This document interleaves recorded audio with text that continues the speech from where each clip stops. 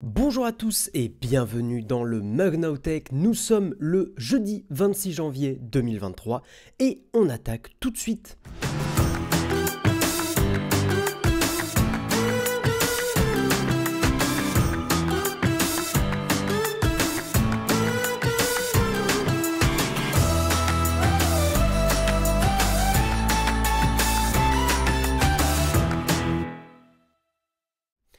Et bonjour à tous, comment ça va les gens? Bienvenue dans le Mug, salut, salut Guy High Tech, salut Tails91, salut Lamrank, salut Chloé, salut Bad Babylon, bonjour à toutes et tous, salut mon cher Flonflon, comment ça va bien? Ça faisait un moment que je vous avais pas vu les gens, bah oui, j'étais pas là la semaine dernière, ah là là, qu'est-ce que je faisais? Je suis encore parti faire des trucs, de vadrouiller partout à droite à gauche, non c'est pas vrai. Non, qu'est-ce que j'ai fait la semaine dernière? Eh bien, j'ai donné des cours, voilà. J'étais le petit professeur Guillaume Slash. Et j'ai donné des cours la semaine dernière à des étudiants et des étudiantes aussi. Des cours de youtubeurs. Et oui, c'est un faux métier, mais c'est un métier qui s'enseigne. Non, plus sérieusement, j'ai effectivement donné des cours pour expliquer à des étudiants qu'est-ce que c'était ce métier, qu'est-ce que c'était que ce boulot bizarre, machin, et j'ai fait faire à des étudiants une vidéo YouTube. Donc en gros, ils avaient une semaine pour produire une vidéo YouTube. Et c'était intéressant parce qu'effectivement, ils étaient tous chouettes, c'était cool, mais effectivement, ils se sont pour la plupart rendus compte que c'était pas un métier, que c'était long de produire une vidéo sur Internet. Donc voilà, donc c'était super intéressant. J'ai grave kiffé. Ça m'a permis de faire une petite coupure aussi sur YouTube parce que vous savez que. Merci Locan pour le prime. Vous savez que c'est voilà, c'est quand même un métier. N'en déplaise à certains, et je fais pas ça pour faire le Calimero, mais c'est un métier qui a ses avantages et ses défauts aussi. Donc ouais, c'est cool de faire des petites coupures et de même voilà, professionnellement pendant quelques jours faire autre chose. J'ai trouvé ça super chouette quoi. Ça prend vachement de temps de préparer ses cours, t'as du courage avec tout le boulot. Bah j'ai pris une semaine off, hein, donc j'ai pas... Enfin ouais, ça prend du temps, mais c'était cool. Prof Guillaume, col roulé et pantalon en velours côtelé. Non, j'étais pas... N'abusons pas. Mais j'ai eu le col roulé, hein, je crois, il y a un jour ou deux où j'avais le col roulé. Très Steve Jobs. Ah vraiment, en plus un grand homme, Steve Jobs. YouTubeur, on appelle ça un métier maintenant. Ben ouais, écoute, FR Jess, hein, voilà. Mais non, maintenant, tu sais, les YouTubeurs, pour faire classe, en soirée, ils disent plus YouTubeur, ils disent créateur de contenu, vidéaste sur YouTube. Ah, on est des filous, hein. Pour pas dire YouTubeur, on en trouve des paraphrases. Mais qu'est-ce que c'est au fond? C'est YouTubeur, hein. Voilà, mais je suis très content de vous revoir. C'est trop cool de restreamer et de refaire le mug avec vous. Les élèves te connaissaient. Alors oui, il y avait... Alors j'avais une toute petite classe, j'ai eu beaucoup de chance, j'avais 9 élèves. J'en aurai plus dans quelques mois parce que je refais le même cours dans quelques mois. Mais là j'avais 9 élèves et il y en avait 2 qui étaient déjà tombés sur les vidéos de Naotech. Voilà, alors ils connaissaient plus Jérôme que moi. Mais ils étaient déjà tombés sur des vidéos de Naotech, notamment la fameuse vidéo du micro-cravate que beaucoup de gens connaissent. Donc celle-là, effectivement, il y avait une personne qui était tombée dessus. Et l'autre, c'était juste, je crois que c'était le guide d'achat iPhone, je crois. C'était une étudiante qui avait maté un guide d'achat iPhone, il me semble.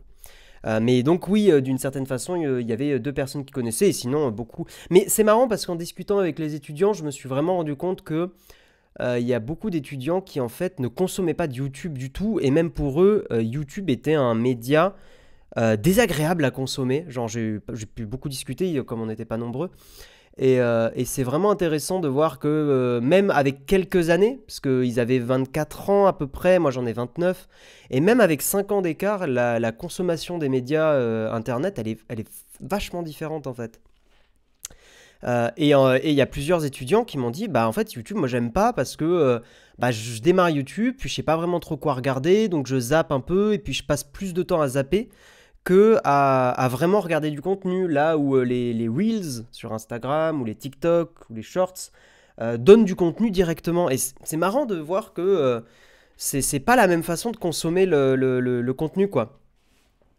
Voilà. Moi en soirée, ouais, c'est ça. Bah attendez, Jérôme, pour avoir déjà fait des soirées avec lui, il arrive devant les gens et il dit, il fait un sponsor Red Shadow Legend, hein. Comme ça, de nulle part. C'est le, vous savez, c'est la déformation professionnelle. C'est le tic. On peut pas s'empêcher. Moi, quand je vois des gens, je dis salut à tous les amis. Genre, je peux pas m'en empêcher. Première fois que j'ai vu Flonflon, j'ai fait ah, salut à tous l'ami, quoi. Enfin, voilà, on peut pas s'en empêcher, hein, vous savez. C'est le métier de youtubeur, quoi. Mm. Imagine-moi être. Déjà dans les graviers. Non, mais ça va. Ça va, je vous ai pas vu depuis 2 semaines. On peut se permettre de blablater un petit peu. Il commence par une pub et si tu dis skip, il te parle vraiment. Exactement, c'est Jérôme GPT. C'est que. Enfin. Bizarre dit comme ça. Mais exactement. J'ai pris immédiatement un abonnement de NordVPN. Mais non, mais moi c'est Jérôme, c'est Red Shadow Legend et moi c'est NordVPN. J'arrive devant les gens et je fais. En plus, j'ai la tête de l'emploi du petit geek et tout, donc c'est parfait quoi. J'arrive, fais, hey, tu connais NordVPN, tu sais que ta vie privée elle est en danger en ligne. La personne elle m'écoute, ah bon, ouais, je te jure. Ah, et puis tu connais NordVPN, ouais, code Nowtech, hein, n'oublie pas, moins 90% à la première année. Le fameux moins 90%. C'était quel diplôme? C'était une école. Bon, il n'y a rien de spécialement caché. C'était une école qui s'appelait EDT à Sornas. Et c'était un diplôme de communication numérique, tout ça, quoi. Il y a beaucoup de formations comme ça aujourd'hui. Voilà, et c'est une formation qui couvre pas mal de métiers du numérique. Donc, par exemple, les étudiants avaient déjà un peu de formation en montage vidéo et ce genre de choses. Merci Reno Lana pour le Prime, merci beaucoup. Guillaume, n'oublie pas d'ouvrir l'oreillette. Ah oui, mince, pardon. Je vais essayer parce que je suis sur le Mac. Oh, je peux pas faire ça? D'accord. Hop, j'ouvre l'oreillette. Le son générique trop fort par rapport à ma voix. Aïe, aïe, aïe. Je vais pas pouvoir y faire grand chose. J'ai eu des petits soucis techniques. C'est pour ça que j'avais un peu de retard ce matin. Alors attendez, il faut que je réouvre les commentaires. C'est certifié. Ouais, non, c'est une école certifiée par l'État. J'aurais pas pris un truc qui était pas clean à ce niveau-là. De toute façon, je ne t'adresse la parole que si tu as du Peak Design et du Tropic Fill, avec preuve que tu as utilisé le lien d'affiliation. J'ai la moitié, Jérôme, donc ça veut dire que tu m'adresses à moitié la parole, ça va être bizarre. Tu me parles, quand je vais arriver au boulot, tu vas me parler à moitié, tu vas juste dire « Salut Guillaume, comment ?» Fin. Voilà. Je pense que plus que générationnel, c'est une question d'habitude et d'éducation. J'ai 25 ans et pour moi, il m'est impossible d'utiliser TikTok ou les Reels ou les Shorts. C'est un type de contenu que je n'arrive pas à apprécier. Bien sûr, non, mais c'est pas que générationnel, mais c'est aussi des habitudes. Mais c'était intéressant parce que, si vous voulez, dans notre métier, on se confronte pas forcément... En fait, on se confronte jamais aux gens qui nous regardent pas. Nous, on discute avec vous, on sait que vous regardez pour la plupart YouTube, mais... on discute jamais avec les gens qui nous regardent pas vraiment. Dans un contexte professionnel, parce qu'évidemment que le boulanger du coin, il nous regarde pas.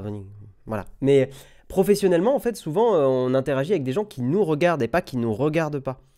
Donc je trouve ça intéressant de discuter avec les étudiants et de se rendre compte qu'ils n'ont pas du tout la même consommation des réseaux que moi, par exemple, aussi. Salut Mediosam, bienvenue à tous. On va démarrer l'actu, hein, vous inquiétez pas. Il n'y a pas beaucoup de grosses actus aujourd'hui, donc j'en profite pour blablater tranquillou un petit peu avec vous. D'ailleurs, bien joué pour votre dernière vidéo, surtout la mini et le titre. Sans vouloir nous jeter des fleurs, on a été assez bon là, l'équipe, pour les dernières miniatures et titres. Alors, voilà, n'en déplaise à beaucoup qui trouvent que c'est un poil trop aguicheur et tout. Et en vrai, on peut le reconnaître un peu. Il n'empêche que ça fonctionne, et c'est un peu la triste vérité. Mais la triste vérité, c'est que... le plus important est d'attirer l'attention, et nous sommes sur une bataille de l'attention. Et après, le plus important pour Nowtech, c'est de toujours proposer du contenu où on a réfléchi à ce qu'on a écrit. Donc c'est surtout ça, en fait, on préfère sacrifier un petit peu le titre et la miniature sur l'autel de l'audience et tout ça, et derrière quand même proposer des contenus intéressants. Et je sais que vous êtes 95% à le comprendre et à l'accepter, mais il y a toujours... une part de personnes qui sont un peu agacées par ça, et honnêtement, je vous en veux pas. La dernière vidéo, j'ai trouvé que la sponsor prenait trop de temps pour une courte vidéo. On n'a pas eu le choix. Ça, pour le coup, Mick McCall, il faut bien comprendre que on essaye toujours de pas faire des sponsors trop longues, mais des fois, certaines marques ont des exigences, et je suis d'accord, la sponsor Red était trop longue. Mais on aurait bien aimé la raccourcir. On a essayé de faire un truc plus court, mais la marque a pas voulu. Et de toute façon, on sait très bien que pour la majorité, vous allez sauter le sponsor, donc au pire.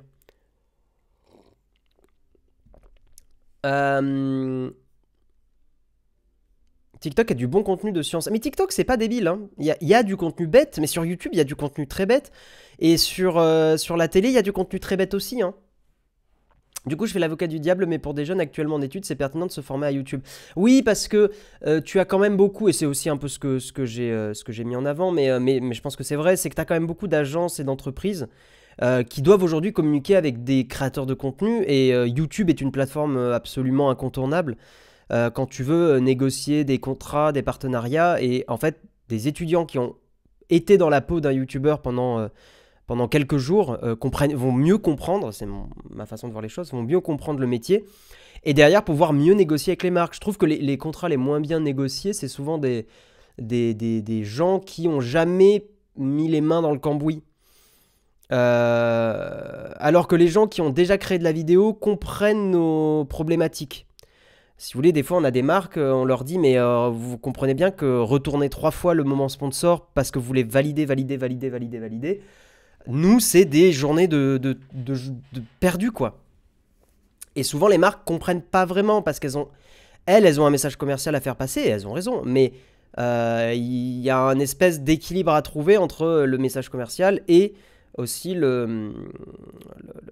technique pour créer la vidéo, quoi. Voilà, on va avancer, on va commencer les news, mais je trouve ça cool de discuter un petit peu de tout ça avec vous. D'ailleurs, depuis qu'on voit les moments populaires sur les vidéos YouTube, ça se voit que la grosse majorité skip les sponsors. Non, mais tout à fait. En fait, les gens skippent le sponsor. Il faut voir le sponsor comme la nouvelle pub dans les vidéos YouTube et voilà quoi. Et il faut le sauter. Hein. Moi, ça me gêne plus. En fait, maintenant, je skip les pubs. Hein. Il y a des articles ce matin. Salut Mitsugi. Salut. Depuis qu'on voit les moments populaires. Oui, pardon, ça j'ai déjà lu. Les boulangers n'ont pas le droit de regarder, 356 personnes viennent de quitter le chat. Non, mais non, bisous aux boulangers, bien sûr. Merci Mediosam pour le prime, le sub, pardon, merci beaucoup. On va commencer les articles. Alors, qu'est-ce qu'on a? On va faire un petit sommaire rapide. Alors, je ne vais pas refaire le sommaire complet comme j'avais fait la dernière fois, parce que je crois que Jérôme fait pas ça forcément non plus. Simplement petit sommaire très rapide, et après on va attaquer les news une par une. Donc, aujourd'hui, qu'est-ce que nous avons? Attendez, je décale le chat que je mets sur le côté. Nous allons parler d'Apple qui a corrigé une faille activement exploitée dans les anciens iPhones et iPad, notamment l'iPhone 5S, l'iPhone 6, qui ont été mis à jour. Voilà, donc même après des années d'arrêt de mise à jour, en fait, il continue d'être mis à jour quand il y a des correctifs très importants. On va parler d'un sujet assez sensible, entre guillemets, Donald Trump qui va être autorisé à revenir sur Facebook à l'approche des élections de 2024. Alors, le premier article d'ailleurs c'est un article de ZDNet, le deuxième c'est Courrier International, le troisième article de Numérama c'est un petit débat qu'on pourra peut-être avoir sur Netflix qui estime n'avoir jamais annulé une série à succès. Netflix est quand même connu pour annuler des trucs annuler des séries un peu du jour au lendemain, entre guillemets. Et donc le patron estime qu'il a raison de le faire. D'ailleurs, Flonflon, c'était toujours là. Ça va peut-être t'intéresser. Il y a pas mal d'articles qui peuvent t'intéresser, Flonflon, aujourd'hui, qui sont un peu culture, série et tout ça. Ensuite, on parlera d'un autre article de Numérama, des sites sponsorisés sur Google qui peuvent dérober tous vos mots de passe. Donc, c'est pas parce qu'un truc est sponsor sur Google qu'il est forcément safe. Donc, c'est très important que même vous le communiquiez à vos proches qui sont peut-être moins à l'aise avec l'informatique, de bien leur dire attention à ce que tu cherches sur Google parce que même les annonces peuvent amener sur des trucs vérolés. Voilà. Également donc un article de Frandroid, Google attaqué, ça va être le plus gros article du jour. D'ailleurs je vais peut-être pas le mettre là, je vais le mettre un petit peu avant, je vais le réorganiser. Google qui est attaqué par les États-Unis pour son monopole sur la publicité en ligne. Alors attaqué bien sûr en justice. Je précise, hein, ce n'est pas une attaque militaire évidemment. Google donc oui, qui a des pratiques anticoncurrentielles. Donc c'est un article de Frandroid qui sera complété par un article du Monde. Alors c'est pas c'est pas pour être piquant avec Frandroid. D'ailleurs vous avez vu, waouh, quel beau gosse, putain. C'est juste que j'ai lu l'article de Frandroid, je l'ai trouvé pas assez complet. Donc voilà, mais c'est pas un reproche, hein, j'imagine qu'ils ont fait un truc un peu plus condensé. Mais je trouve que l'article de Frandroid n'expliquait pas assez pourquoi, enfin quelles étaient, même en résumé, hein, les pratiques anticoncurrentielles. Donc on poursuivra avec un article du Monde qui parle du même sujet, mais qui explique un tout petit peu plus ce qu'il faut savoir. Voilà. Et ensuite, non, pardon, c'est un article de l'usine digitale, excusez-moi. L'article du Monde, je crois qu'il n'est pas important. Et ensuite, on parlera de notre magnifique Patreon qui donne plein d'avantages. Et on terminera avec un débat que je trouve, donc pareil Flonflon, pour toi, je trouve ça super intéressant. Même limite, je sais pas si tu streams ce matin après, mais je trouve que ça peut être super intéressant que tu le traites aussi. Un article de l'ADN touche pas à mon Spotify, ces utilisateurs qui bichonnent leur algorithme de recommandation. En fait, c'est un article qui traite du fait que, vous savez, par exemple, en soirée, quelqu'un qui va modifier votre chanson et mettre, je sais pas, vous êtes quelqu'un qui écoute plutôt du rock, et la personne va, pour vous troller, mettre du Jul, eh ben, il y a un témoignage d'une certaine Clara, qui est un prénom changé, qui dit, putain, si on fait ça en soirée, de mettre un morceau qui va aller pourrir mon algorithme, eh ben, je vais m'énerver. Et en gros, c'est tout un débat sur le fait de l'algorithme, est-ce que c'est pas un truc un peu intime? Voilà, et j'ai trouvé l'article super intéressant et le débat super intéressant. Donc je vous propose qu'on passe au Kawa tout de suite et on va parler de tous ces magnifiques articles.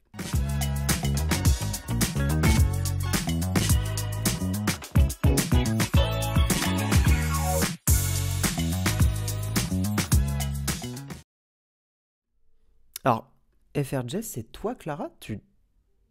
C'est une blague ou pas? Ou c'est vraiment toi, Jess, la témoin? C'est toi? Oh là là là là, putain, le no-tech-verse, quoi. Vraiment incroyable. C'est moi, je fais ça. Ah oui, d'accord. Ok, je croyais que c'était vraiment toi, la Clara, qui était masquée dans l'article. Ouais. Non, mais c'est intéressant parce que je suis sûr que vous êtes nombreux et nombreuses à avoir déjà réagi comme ça. Et même moi, mais on en reparlera tout à l'heure, mais... Même moi, je pense que ça a dû m'arriver de me dire, putain, quelqu'un est en train de mettre une vidéo YouTube qui correspond pas du tout à ce que... Mais en fait, si d'ailleurs, ça m'arrive en fait... Bon, on en reparle tout à l'heure, mais c'est super intéressant. Super intéressant. Témoignage d'une certaine Marion qui en a marre qu'un certain Guillaume mette Jul sur son Apple Music. Non mais tu sais que j'y ai pensé, Jérôme, en voyant l'article, j'y ai complètement pensé. Clairement. Moi, je regarde la partie sponsor... Ah oui, par rapport à tout à l'heure, tout à fait. On en reparle tout à l'heure parce que je vois que vous mettez des messages là-dessus, je comprends, moi aussi j'ai envie de commenter. Mais je me retiens et nous allons faire les articles dans l'ordre. Ok, let's go.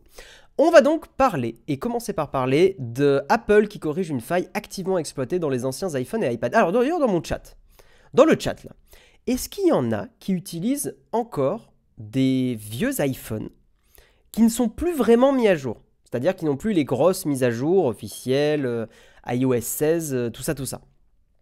Est-ce qu'il y en a qui utilisent encore un iPhone 5S, un iPhone 6 Est-ce qu'il y a des gens qui continuent? Parce que ça va vous concerner. Apple a une fois de plus publié un correctif pour une faille probablement critique. Je vais zoomer un petit peu plus. Voilà. Probablement critique affectant l'iPhone 5S, 6 et les anciens iPad, des modèles pour lesquels elle fournit rarement des correctifs de sécurité. Outre les correctifs apportés à iOS 16.3 et macOS Ventura, bon ça on a déjà fait la news, Apple a publié un rare correctif dans la mise à jour d'iOS 12.5.7. Donc les versions qui ont 3-4 ans quoi. Alors, j'ai jamais eu d'Apple, donc non, avis utile, je sais. je t'envoie du jugement, M1 Nigo. Ma compagne, l'iPhone SE première gen qu'elle utilise comme lecteur multimédia, ok. Alors, est-ce que vous avez vu la mise à jour qui a popé sur votre téléphone? Ça me sert de caméra de surveillance, ouais, très bien, Medio Sam, c'est une super réutilisation. J'ai un iPad 3, un iPad mini en iOS 15, mon iPad est iOS 13.4, iPhone 6S pour mon fils avant Noël, ouais, ok, cool. Salut Serenity, bienvenue à toi. Ton tel est en iPhone 5C, ok. iPad mini 4, ma fille a un iPhone 6, iPhone 6. Bon, vous êtes quelques personnes, ok, intéressant.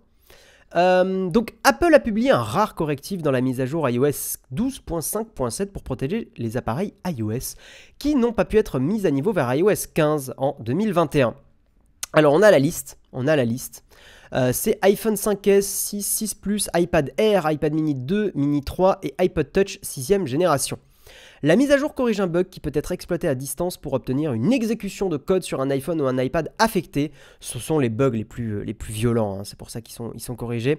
Simplement en conduisant le navigateur de la victime vers une page web ou un contenu malicieusement conçu. Bah oui, imaginez vous recevez du phishing ou du spam et que la personne clique malencontreusement sur un lien, bam, elle se fait hacker son téléphone avec tous les trucs absolument dégueulasses qui peuvent se passer derrière. Notamment envoi de SMS surtaxés, miner des cryptos, aller récupérer vos cookies de session, des mots de passe, enfin tout est possible. Voilà, tout est possible. Donc Apple est au courant d'un rapport indiquant que ce problème a pu être exploité activement contre des versions d'iOS antérieures à iOS 15.1. Le bug a un petit nom très mignon, CVE 2022 42 856, blip blop je suis un robot. Il a été signalé par Clément Le Signe de Threat Analysis Group de Google. Très bien, très bien, très bien. Donc ça a été déjà corrigé si vous êtes sur iOS 16. Hein. Faites les mises à jour d'ailleurs. Hein. Je sais que beaucoup de gens ne font pas les mises à jour par peur que ça pète des trucs. Moi, ma recommandation, c'est dès qu'il y a une nouvelle mise à jour, attendez 2-3 jours. Voilà, tout simplement. Vous attendez 2-3 jours, voir si sur les réseaux, il n'y a pas des gens qui disent « Oh là, c'est un peu le foutoir ». Et si personne se plaint, faites la mise à jour. C'est important pour la sécurité. Mais je comprends pourquoi... moi, je sais que on va dire mes parents détestent les mises à jour. Parce qu'ils ont peur que ça pète des utilisations. Et en fait, dans les faits, ça pète des fois des utilisations. Donc voilà. Tu conseilles quel antivirus sur iPhone? Aucun. Pour le coup, j'ai jamais vu de personne sur iPhone utiliser des antivirus. Sur macOS, oui. Mais sur iPhone, j'ai jamais vu. Pas forcément que ça soit bête hein, d'utiliser un antivirus, mais... d'ailleurs, en fait, on devrait dire anti-malware, parce que c'est pas du tout un antivirus. Mais non, j'en conseille pas. Il faut juste être prudent, pas cliquer sur n'importe quel lien, tout ça, quoi. Je viens de recevoir un chuchotement de quelqu'un que je ne connais pas qui m'offrait un skin exclusif, comme quoi même sur Twitch il faut se méfier. Ouais, faites gaffe.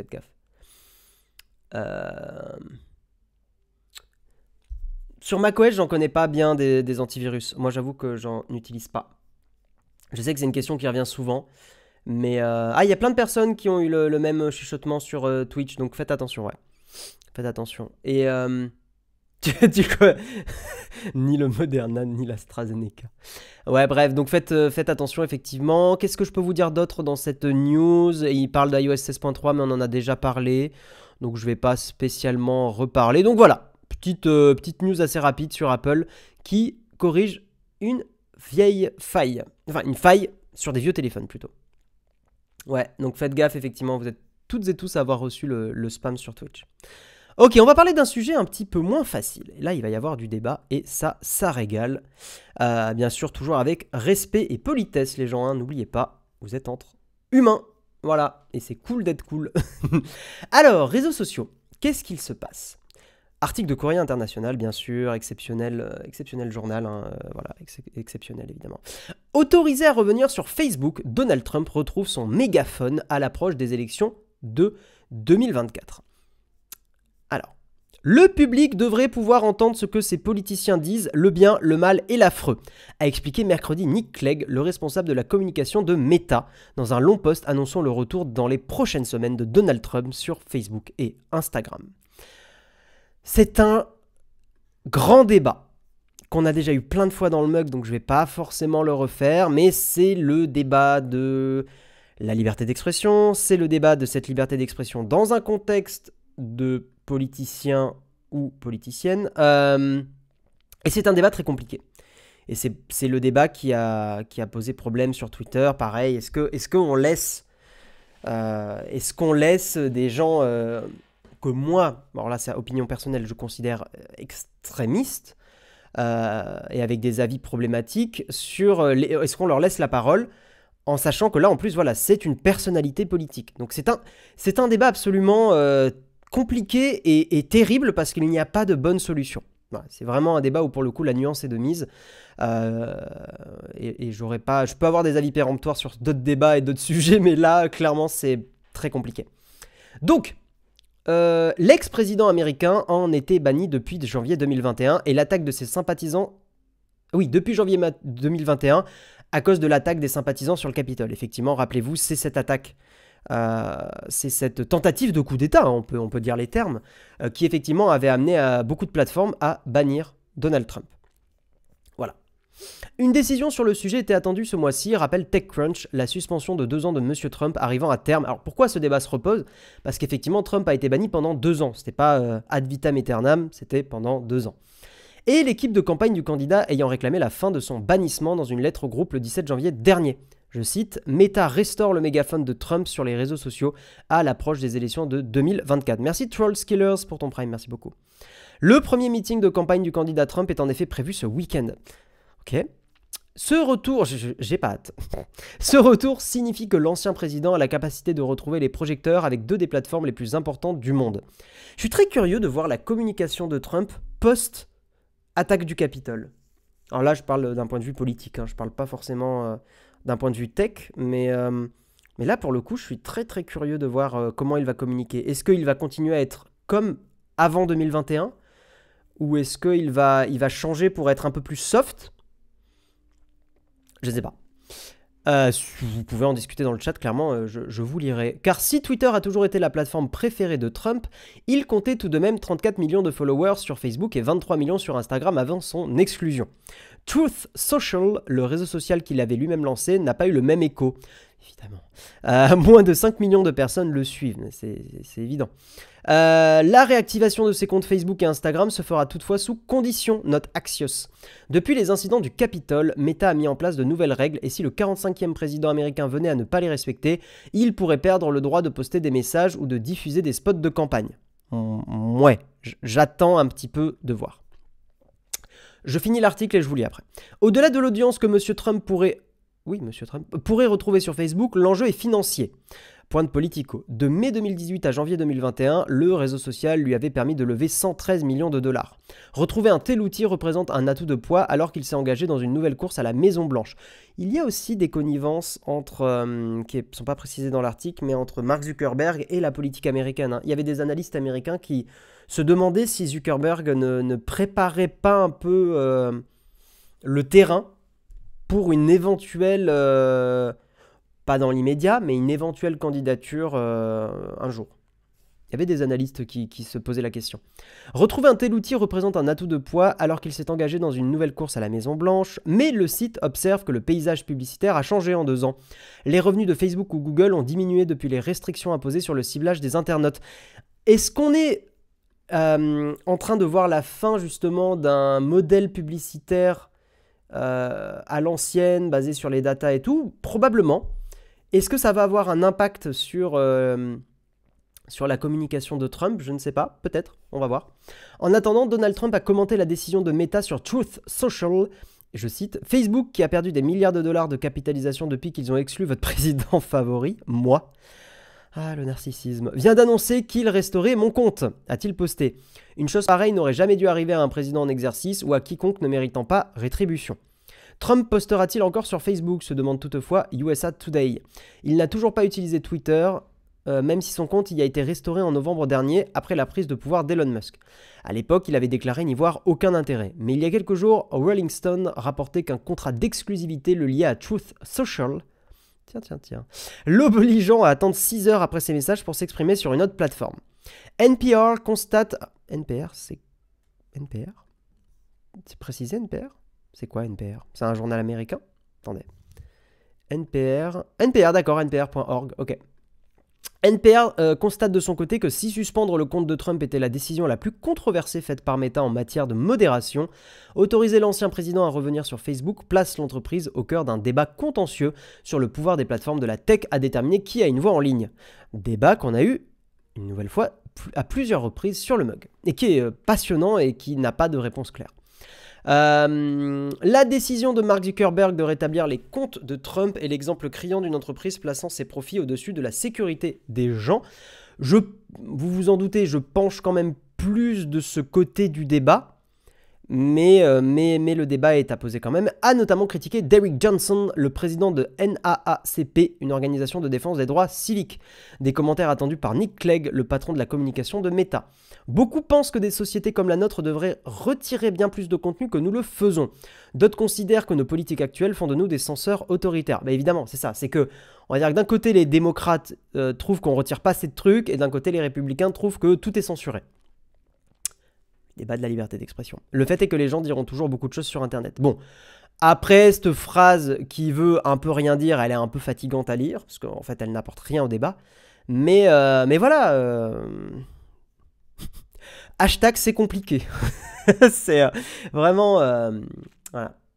Alors, je vous lis un petit peu. NPR, c'est National Public Radio. Ok, je ne le connais pas. Enfin, j'avais déjà vu en voyant le site, le logo, mais je savais pas que c'était Radio Publique... national. Ok. Pas sûr qu'on puisse mesurer la popularité de quelqu'un à son nombre de followers. Je vous remets un peu au centre le chat. Certaines personnes peuvent le suivre sans forcément l'aimer, mais juste pour critiquer ses posts. Pas sûr qu'on puisse mesurer la popularité de quelqu'un à son nombre de followers. Oh, quand même, Fabrice. Quand t'es une des personnalités les plus suivies sur Twitter, c'est quand même une bonne indication. En parlant d'objectifs financiers, ça avait donné quoi la vente de NFT? Ne parle pas du mot interdit sur le mug Bad Babylone. Sinon ça va partir en débat. Non mais pour le coup les NFT, ouais. Il est dans le déni total et au contraire discours encore plus extrême. Ah ouais, tu regardes un peu Jérôme, j'avoue que j'ai pas du tout suivi comment il est Trump maintenant. Ok. Yes. Attendez, je vous remets un peu avec la cam. Trump reste Trump, il prépare sa prochaine candidature, il sera toujours dans l'attaque. Bon, c'est ouais, tout à fait comme il a toujours fait dans sa vie. Si c'est une équipe de community manager qui gère son compte, pourquoi pas? Je pense que tu en espères un peu trop, malheureusement. Il est toujours dans le déni, d'accord. Perso, je suis pour la liberté d'expression. Après, les réseaux sociaux restent des plateformes privées, donc elles font ce qu'elles veulent sur les bans, etc. Mais tu vois, cet argument, Guigui497, je l'ai beaucoup entendu, mais pour moi, il tient pas. C'est pas parce qu'une plateforme est privée qu'elle fait ce qu'elle veut. En fait, ça a été démonté. Enfin, l'histoire a prouvé que c'était pas... C'est pas aussi simple que ça. Et tu peux poursuivre en justice des sociétés privées parce qu'elles ont abusé et qu'elles ont supprimé des contenus qui n'étaient pas à être supprimés. En fait, elles font ce qu'elles veulent, mais ça ne rend pas la chose légale ou juste. C'est ça qui est important. Et tu peux pas écarter le débat en disant juste, bon, elles font ce qu'elles veulent et voilà, et c'est fini. Non, c'est beaucoup plus compliqué que ça. Il va pouvoir se présenter avec toutes ses casseroles. Oui, ça n'empêche pas. C'est quand même ballot que M. Trump récupère ses comptes de réseaux sociaux un an avant les prochaines élections. Est-ce qu'il ne va pas en profiter pour encore provoquer la zizanie? C'est une inquiétude de, je pense, beaucoup de personnes. Et je pense surtout beaucoup de personnes, on va dire, du côté démocrate surtout. On ne peut pas couper leur liberté d'expression, même une personne contre lui. Ou pas. La preuve en est que l'attaque du Capitole a bien montré que couper la parole, censurer une personne a un effet parfois positif. Je sais que certains vont tomber de leur chaise quand je dis ça, mais factuellement c'est vrai quoi. Factuellement, tu ne peux pas, je vais pas faire le débat trop longtemps parce qu'on l'a déjà fait plusieurs fois, mais tu ne peux pas tu ne peux pas tolérer l'intolérance. Toujours ce même débat.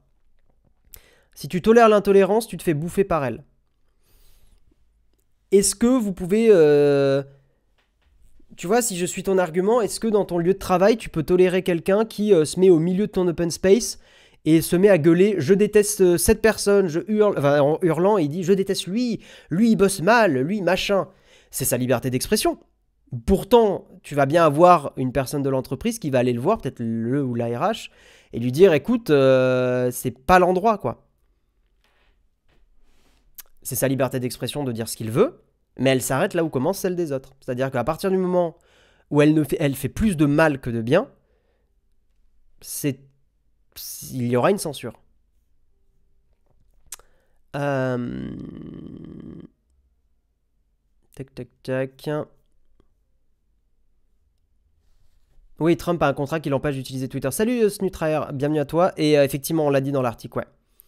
Trump va avoir 80 ans, j'y crois plus du tout à une réélection. Ça les empêche pas, hein. Biden, il est assez âgé aussi, hein. Puis en soi, c'est pas l'âge qui compte, hein. Après, on pourrait avoir tout un débat sur le fait que certains pensent qu'une personnalité plus jeune apporte des choses différentes.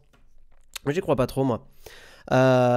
Déjà parce que c'est un peu de l'agisme, mais surtout parce que on l'a bien vu, hein, il y a des personnalités jeunes qui font des politiques à l'ancienne, et il y a des personnes âgées qui font des politiques plutôt jeunes. Pour vous donner un exemple, Bernie Sanders, qui est assez âgé, alors là c'est un ressenti personnel, mais je trouve qu'il avait une politique plutôt progressiste et qui me plaisait pas mal. Alors que on peut avoir d'autres personnalités qui sont beaucoup plus jeunes, je ne citerai pas de nom, mais qui ont des opinions, enfin qui apportent des choses en politique qui me déplaisent plus. Donc le débat, enfin l'âge n'est pas un critère suffisant, je trouve. Je trouve que c'est plus globalement avec qui tu t'entoures qui fait la différence.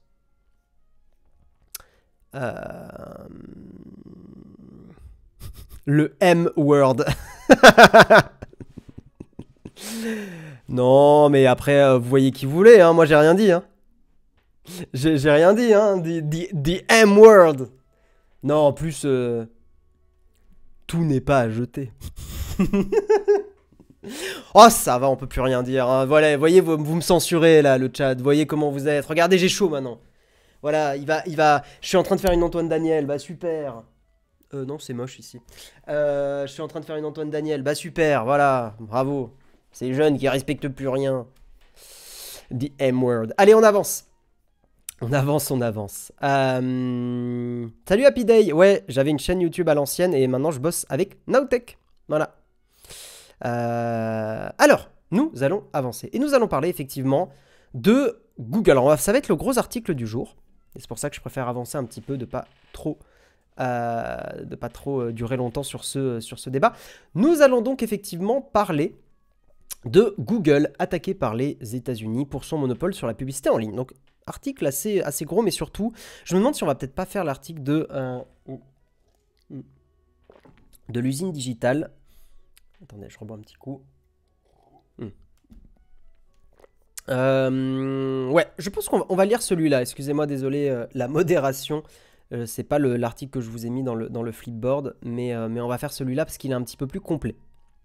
Donc, le gouvernement américain poursuit Google pour abus de position dominante sur la publicité en ligne. Le ministère reproche à Google... Le ministère, on dit le ministère pour les États-Unis, ça me paraît un peu bizarre, mais ok. Reproche à Google des pratiques d'exclusion anticoncurrentielles et illégales sur le marché de la publicité en ligne. Si Google se défend en rappelant que sa part de marché dans les dépenses publicitaires numériques a baissé sous la pression de ses concurrents, le ministère s'intéresse plus particulièrement à ses outils de vente et d'achat de publicité auxquels sites et annonceurs ne peuvent échapper. C'est typiquement là où on aurait bien besoin d'un Jean Massier qui nous confirme qu'on peut bien dire ministère pour les États-Unis, parce que je n'ai jamais vu ça nulle part. Si des gens ont l'info, je suis là, c'est plus pour la curiosité. Mais oh, attends, il y a un article super intéressant là. 60% des influenceurs ne respectent pas les règles sur la publicité, d'après la Direction Générale de Répression des Fraudes. Ah ah! Bref. Google se retrouve à nouveau dans le viseur des autorités américaines. Le ministère américain de la Justice et 8 États fédérés ont annoncé mardi 24 janvier poursuivre Google pour abus de position dominante. Atroce, déjà traité par Jérôme. Ah, l'article des influenceurs, ok. Je crois que ton correcteur il marche pas ton correcteur à faire geste. La plainte déposée aujourd'hui, alors écoutez bien, la plainte déposée aujourd'hui allègue que Google a eu recours à des pratiques d'exclusion anticoncurrentielles et illégales afin d'éliminer ou de réduire considérablement toute menace à sa domination sur les technologies publicitaires numériques. Trop bizarre, Google qui ferait ça? Putain, j'en tombe de ma chaise, a déclaré le producteur général Merrick Garland. Ce qui a eu pour effet d'évincer ses rivaux, de diminuer la concurrence, de gonfler les coûts de la publicité, de réduire les revenus des éditeurs de presse et des créateurs de contenu, d'étouffer l'innovation et de nuire à l'échange d'informations et d'idées dans la sphère publique. Rien que ça. Alors, vous voyez, pour le coup, là, je peux faire mon anticapitaliste, mais c'est quand même à tempérer. Je serais très curieux de voir la réponse de Google par rapport à ça. Parce que là, c'est à charge quand même. Hein. Mais je pense que c'est mérité, mais... Ça mériterait de contrebalancer un tout petit peu. Plus précisément, celle-ci liste dans un communiqué de presse ses différents griefs à l'égard du géant américain. L'acquisition de concurrents, c'est-à-dire d'outils publicitaires numériques clés utilisés par les éditeurs de sites web pour vendre des espaces publicitaires. Donc effectivement, le fait, et c'est bien connu, que les GAFAM, d'autres entreprises, rachètent des concurrents pour noyer justement la concurrence et devenir absolument incontournable. Aujourd'hui, vous voulez faire de la pub en ligne, globalement, se passer de Google AdSense, c'est compliqué. Hein. AdWords, AdSense, tout ça, c'est compliqué. L'adoption forcée des outils de Google, une distorsion, donc le pixel et ce genre d'outils, une distorsion de concurrence dans les enchères du marché de la publicité et la manipulation des mécanismes d'enchères dans plusieurs de ces produits afin d'isoler Google de la concurrence, de réduire les opportunités de ses rivaux et de stopper l'essor des technologies concurrentes. Est-ce qu'un jour sur YouTube on pourra choisir notre régie publicitaire? Putain, si un jour ça arrive, ça serait quand même assez fou. Nous sommes l'une des centaines d'entreprises qui permettent le placement de publicité sur Internet et il est de notoriété publique que la concurrence s'accroît, c'est défendu Dan Taylor. Ah, il y a la défense de Google, ouais, ok, c'est bon. Parce que j'avais lu l'article de Frandroid, mais pas celui-là. Celui-ci n'a pas tout à fait tort. D'après le site américain Axios, Google ne représentait plus que 28,8% de toutes les dépenses publicitaires sur le numérique aux États-Unis en 2021 contre 34,7% en 2017. Si la tendance est aussi à la baisse pour son concurrent Meta, donc effectivement Facebook, WhatsApp, Instagram, elle est en forte hausse pour Amazon qui devrait détenir 12,7% de ce marché en 2024. D'autres entreprises avec un fort potentiel de croissance comme TikTok, Spotify ou Apple, et oui Apple, et oui, la publicité chez Apple, ça va arriver les gens, hein, ne vous en déplaise, mais malheureusement ça va arriver, ont tendance à se concentrer uniquement sur leur plateforme spécifique. Et ne menace pas directement Google. Dan Taylor attire l'attention sur deux demandes spécifiques du ministère américain de la Justice. Le DOJ exige que nous revenions sur deux acquisitions qui ont été examinées par les régulateurs américains il y a 12 ans, AdMeld et DoubleClick. Ces opérations ont été examinées par les régulateurs, y compris par le DOJ, et ont été autorisées. Oui, effectivement, Google dit vous nous embêtez maintenant, mais à l'époque, vous avez autorisé ces opérations. Donc vous êtes un petit peu gonflé de nous taper sur les doigts, alors qu'à l'époque, vous n'aviez pas vu de problème. D'après la plainte du ministère américain, les services de Google sont en effet en position de monopole sur le marché des espaces publicitaires numériques, du côté des vendeurs comme des acheteurs. Le service publicitaire DoubleClick for Publishers de Google, qui permet aux sites de vendre leur espace, détient une part de marché de plus de 90%, tandis que le réseau Google Ads, destiné aux petites entreprises qui cherchent à acheter ces espaces, détient une part de marché de 80%. Le réseau Display and Video 360, dédié aux grandes agences de publicité, détient lui une part de marché de 40%. Quant à la bourse Google Ads, qui met en relation vendeurs et acheteurs, sa propre part de marché de 50%. Par cette plainte, le DOJ cherche à frapper Google au portefeuille. Au dernier trimestre 2021, la publicité représentait 81% du chiffre d'affaires total de la société. Et ça fait écho avec la dernière publicité que nous avons... la dernière vidéo, pardon, que nous avons publiée sur la chaîne YouTube. Où effectivement, je vous parlais du fait que Google va disparaître, la recherche Google actuelle. Et effectivement, c'est un truc qui menace directement la principale source de revenus de Google. Google gagne tout son argent avec la publicité. Si on ne peut plus utiliser la recherche Google parce qu'un autre type de recherche comme ChatGPT prend le dessus, Google va être très mal, quoi. Très mal. Google a tout tenté pour éviter un tel procès antitrust. L'an passé, la société avait proposé de séparer son activité d'enchères publicitaires de sa branche dédiée à la publicité numérique, tout en gardant les deux dans le giron d'Alphabet, la maison mère. Je ne suis pas convaincu que ça plaise quand même à la DOJ, ça. Dès 2020, le ministère américain de la Justice a poursuivi Google pour monopole illégal sur les marchés de la recherche et de la publicité, une plainte que Google a contestée en justice au début du mois de janvier, ce qui ne m'étonne pas. Ils défendent leur steak. Et je ne dis pas que c'est une mauvaise chose. Hein. Quand on est attaqué, on a le droit de se défendre. En Europe, l'entreprise est sous le coup d'une nouvelle enquête ouverte en mars 2022 pour pratiques anticoncurrentielles sur l'affichage publicitaire en ligne. Blablabla. J'avance un petit peu. Il pourrait contraindre toute entreprise traitant de plus de 20 milliards de dollars par an de transactions publicitaires numériques à céder une partie de leur activité dans le secteur. Ouais, donc vraiment forcer à partager le gâteau, quoi. Ce qui correspond à Google ou Meta. Ok. Ah oui, c'est donc Google et Meta pourraient être forcés à partager le gâteau. ouais, forcés à partager le gâteau. Une menace qui, comme le rappelle Ars Technica, reste pour l'instant purement virtuelle. La dernière fois qu'un gouvernement a démantelé une entreprise remonte à 40 ans. Citant le cas de l'entreprise de télécommunications Bell Systems, divisée en 1982 en AT&T, Verizon et Lumen Technologies. Tiens, je ne savais pas pour le coup que ces trois entreprises, alors Lumen je ne connaissais pas, mais Verizon et AT&T je connais, que c'était une même entreprise, c'était Bell Systems à la base. Ok. Ok. Intéressant. Intéressant, je vais vous lire un petit peu dans le chat, voir un petit peu ce que ça dit. Ce qui est intéressant, c'est qu'ici, démocrates et républicains sont d'accord. Effectivement. Le gros risque de toute entreprise est d'être dépendant d'un marché fournisseur produit système. Si ça se casse la figure, c'est foutu. Oui, après, d'une certaine façon, rares sont les entreprises qui ne sont pas dépendantes d'un marché fournisseur produit système. C'est quand même... il est rare que ton business soit à 100% indépendant. Je crois même d'ailleurs que ça n'existe pas. Je réfléchis, mais non, je pense pas que ça puisse exister un business qui soit...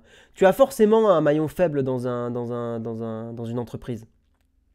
Que ça soit ton... Après, la question, c'est à quel point tu as tu as pu bosser pour minimiser ses faiblesses, quoi. Mais ça s'appelle la gestion des risques, hein, d'ailleurs. Hein, c'est un domaine. Hein. C'est un domaine d'études. À savoir, il y a plus de recherches sur YouTube que sur le moteur de recherche de Google depuis 2 ans au moins. Ouais, et puis il y a une partie de la nouvelle génération qui recherche beaucoup de choses maintenant sur TikTok, Instagram.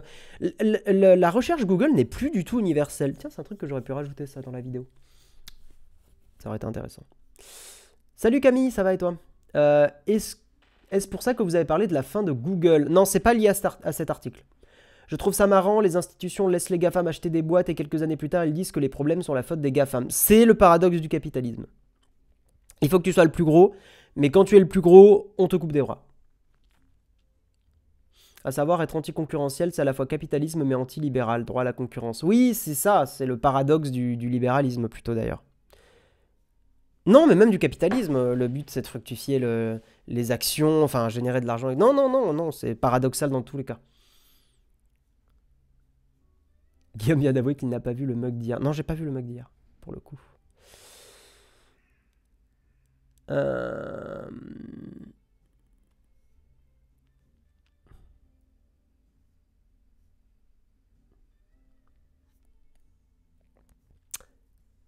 Hop.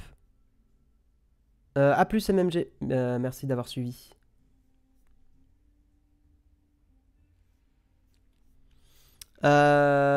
Allez, je le prends cet article. Un peu putaclic la dernière vidéo sur Google. Et oui, à Moklaufer, mais on est obligé. Voilà, on l'a expliqué plein de fois à maintes reprises. On est obligé parce que si on fait des titres et des miniatures à l'ancienne, nous avons les stats et ça ne clique pas du tout. Et c'est à contre-cœur qu'on fait ce genre de titres et de miniatures parce que c'est pas du tout ce qu'on aime faire. Voilà, on vous le dit, nous on fait de la vidéo, on écrit des choses, on a envie de partager ce qu'on aime. C'est pas notre kiff hein, de faire du clickbait. Vraiment. Hein. Mais la preuve, et à chaque fois on se prend une baffe, et avec Jérôme on fait des réunions, et Karina aussi, et l'équipe, et à chaque fois on se prend une baffe parce que dès qu'effectivement on fait quelque chose qui attire plus, on a les statistiques et on le voit direct. Mais c'est le jour et la nuit. C'est pas genre ça augmente un peu. C'est genre ça démultiplie l'audience sur les vidéos. On peut plus rien titrer. Moi, je ne regarde plus les vidéos Nowtech avec des titres comme ça. Bah, t'as le droit, hein, c'est ton droit total. Mais il y a une super vidéo de Linus Tech Tips. Je prends 2 minutes pour parler de ça, parce que si vous êtes plusieurs à le dire. Il y a une excellente vidéo de Linus Tech Tips qui faisait des titres et des miniatures à l'ancienne. Et Linus, comme Jérôme, a des gens à payer. Et en fait, tu as le choix. Quand tu es patron ou patronne, est-ce que tu restes fidèle à ta conviction de te dire je veux absolument faire des titres et des miniatures qui sont très à l'ancienne et tout, ou est-ce que je sacrifie un tout petit peu ce côté-là, en gardant quand même de la qualité dans le contenu, et je garde ma boîte à flot et je peux continuer à payer des gens et même continuer de développer l'activité. Et la vidéo de Linus Tech Tips l'explique très bien. C'est qu'en fait, ils se sont mis à faire des titres et des miniatures. Franchement, vous trouvez que Naotech aujourd'hui est choquant, mais...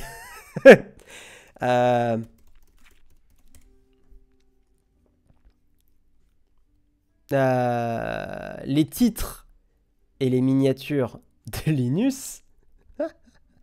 Franchement, il y en a. Attendez, j'essaie de vous en trouver certaines. Mais bon, même les dernières, quoi. Mais. Attendez. Genre, ouais. Celle-là, par exemple. Mais genre. Machin, Trash. Dumb. We Cool the Computer with Fire. Celle-là avec le coussin et Linus quasiment à poil. Comment vous dire que. Nos miniatures à côté de ça sont vachement plus chill, quoi. Hein. Celle-là, Roasting Chinese Gaming Setups. Why everyone is buying this phone. Celle-là aussi, les haters avaient raison, je perds mon argent. Vous voyez, pour le coup, ce titre, il explique même pas vraiment ce qu'est la vidéo. Donc effectivement, je comprends que pour certains, vous soyez un peu agacés. Mais... c'est comme ça. Voilà. Les miniatures et le titre, c'est les seules choses qui peuvent différencier. Le contenu reste de la même qualité, donc ça pose pas de problème. Tu sais ce qu'il te reste à faire tout nu. Je pense que je suis pas le modèle tout nu le plus efficace pour cliquer. Faut appeler Henri Cavill. Il sera beaucoup plus... ça fera plus cliquer.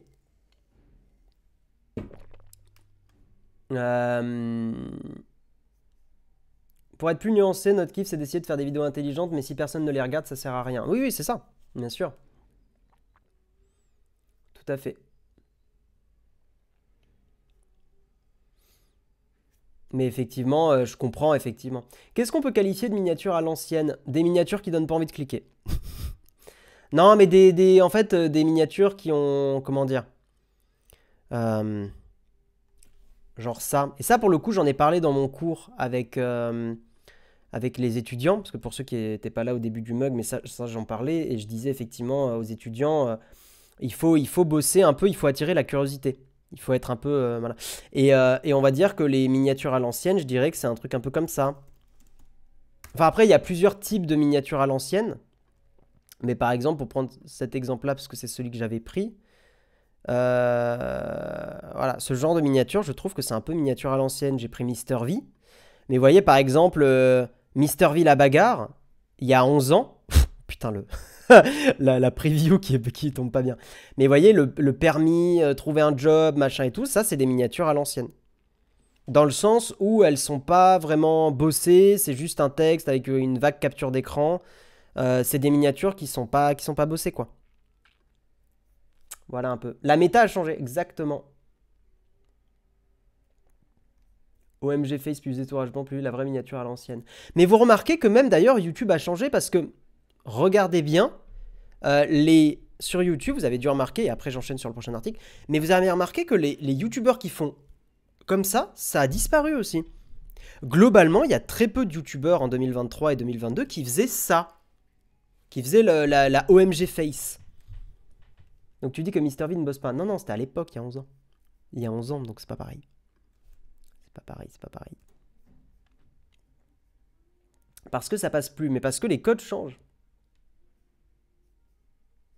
Super Maze, tu le résumes très bien, les gens ne veulent pas du putaclic, mais si tu le fais pas, personne regarde. C'est ça, bien sûr. En fait, je le redis, hein, mais vraiment, nous, à chaque fois, on se prend une claque de voir que dans les statistiques que fournit YouTube, à chaque fois, ça prouve le contraire. Que effectivement, bah, ça fonctionne. Mais vraiment, hein, c'était mieux avant, exactement. C'est le public ou l'algorithme qui provoque ce changement? Je prends ta question et après, vraiment, j'avance. C'est le public ou l'algorithme qui provoque ce changement? C'est un peu les deux. C'est un peu les deux, mais je pense que c'est principalement le public. En fait, c'est juste que c'est de plus en plus concurrentiel et qu'en fait, il faut arriver à se démarquer. Et c'est tout. Voilà. Donc effectivement, on bosse beaucoup là-dessus. Mais d'une certaine façon, là, je le présente comme un truc négatif, mais en réalité, c'est pas si inintéressant parce que contrairement à ce que pas mal de gens peuvent croire, faire un titre. Alors moi d'ailleurs, certains disputent avec je suis pas d'accord avec vous, je trouve que c'est aguicheur. Euh, c'est pas facile. C'est pas juste faire un truc dégueu, machin et tout. En fait, on a des itérations régulières sur ces miniatures. Elles vous paraissent simples, mais elles sont simples et bêtes, mais elles sont simples et bêtes parce qu'en fait, elles ont été vachement bossées. C'est un peu le paradoxe, c'est un peu rigolo quand on y pense, mais en fait, souvent, elles sont vachement travaillées. Plus une miniature est un peu simple, plus elle est bossée. Voilà. Allez, on avance, on avance, on avance, et on va parler de ce débat sur le patron de Netflix qui estime n'avoir jamais annulé une série à succès. Ted Sarandos, je ne savais pas qu'il s'appelait comme ça, a répondu aux communautés de fans en colère contre Netflix au sujet de l'annulation de leurs séries préférées comme Warrior Nun ou 1899. Selon lui, ces séries n'ont tout simplement pas eu le succès escompté.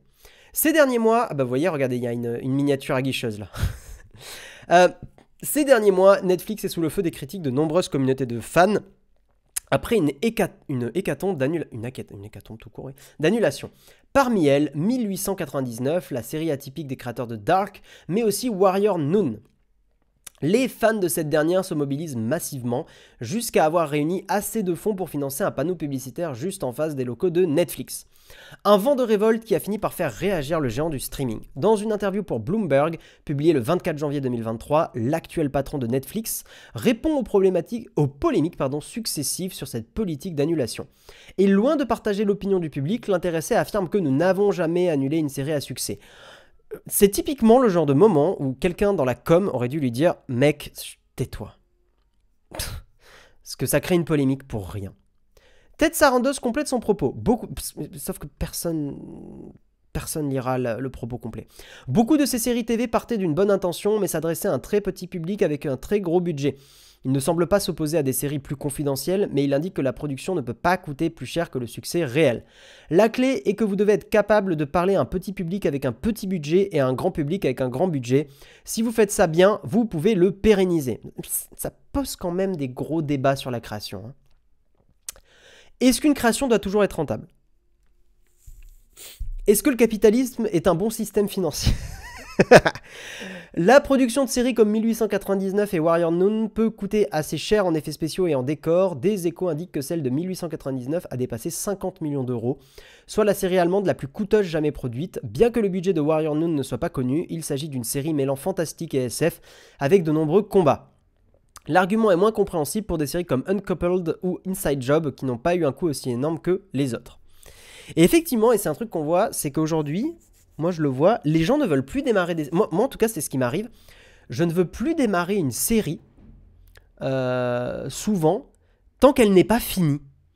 C'est-à-dire que je ne veux plus m'investir émotionnellement dans une série, sauf quelques exceptions, mais si je peux pas m'assurer qu'elle sera bien finie un jour. Parce que, effectivement, quand tu te mates des heures et des heures de contenu et que non, et que la série elle est annulée, bah ça me saoule. Et effectivement, c'est presque, d'une certaine façon, ouais, c'est presque un... Je considère qu'à partir du moment où tu payes, c'est presque un engagement moral que les plateformes devraient avoir de terminer les séries ou à minima proposer des fins ou des alternatives ou des choses. Ce qu'ils avaient fait avec Sense8 d'ailleurs, ils avaient proposé une espèce de fin un peu rapide. Mais je trouve que c'est vachement important parce que ouais, c'est super pénible quoi. Je suis d'accord et on ressent une frustration. RIP Mindhunter. Bah tu vois, Mindhunter, j'avais regardé pas mal d'épisodes, j'avais un peu arrêté, ça m'avait un peu saoulé au bout d'un moment. Mais je suis bien content d'avoir arrêté, parce que si tu me dis que ça n'a pas été continué, tu vois, bah tant mieux quoi. Et Cobra Kai, alors, il n'y a pas de fin, et je sais pas s'il y en aura une, mais bon, si, la prochaine saison est en cours de route. Après, voilà, il y a des séries où je me les fais avoir. Cobra Kai, bon, c'est un peu l'univers Karate Kid. J'ai beaucoup aimé le postulat de départ, donc voilà. Ouais, tu vois, KFLFR, tu dis, j'ai regardé 1899, je suis dégoûté qu'il n'y ait pas de suite, du coup j'ai dit à mon copain que c'était pas la peine de regarder. Ouais, la saison de Cobra Kai, ce sera la dernière. Tant mieux, ça commence un peu à tourner en boucle, là, Cobra Kai. Regarder des films plutôt, au moins il y a une fin. Bah non, pas forcément.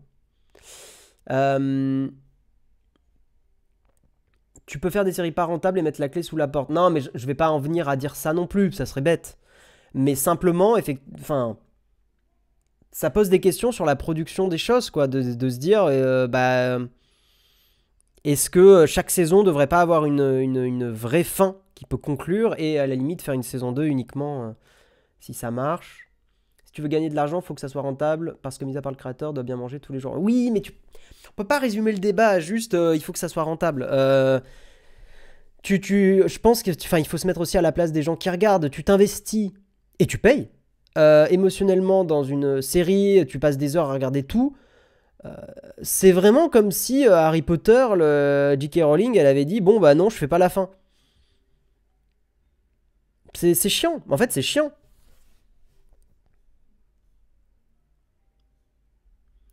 Mais après, financièrement, je comprends, j'entends et je comprends.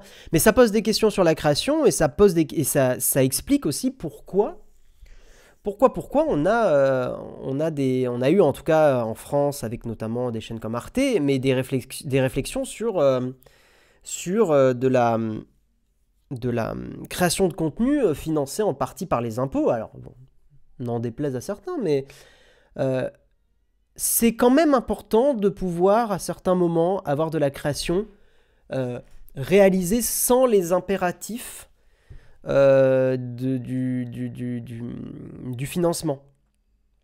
Dans le sens où c'est cool quand même de pouvoir créer des choses sans être toujours dans un... Enfin, en ayant une quantité d'argent et que la rentabilité ne soit pas le maître mot.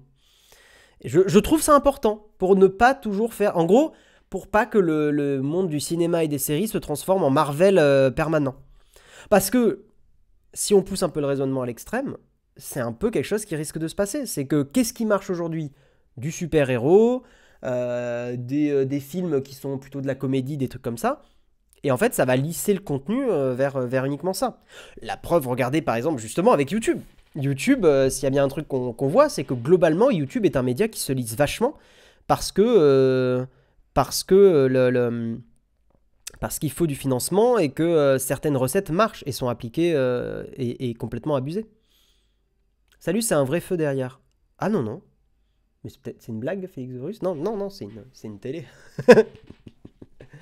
La création sans les impératifs, je pense que c'est au domaine public de le faire. Mais tout à fait. Mais c'est bien pour ça que je suis très content que les docu Arte pourraient pas être faits s'ils devaient être rentables. En fait, il y aurait que des sujets sensibles qui seraient faits.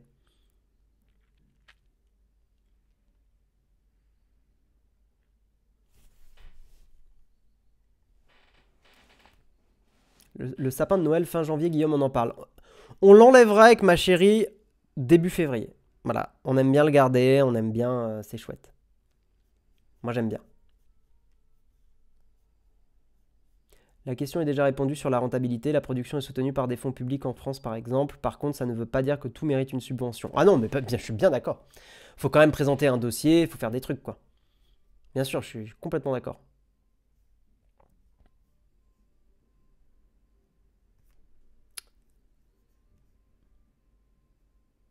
Techniquement, Disney ou Netflix ont des quantités d'argent, la rentabilité pourrait ne pas être leur critère principal, c'est un choix de leur direction et c'est bien dommage.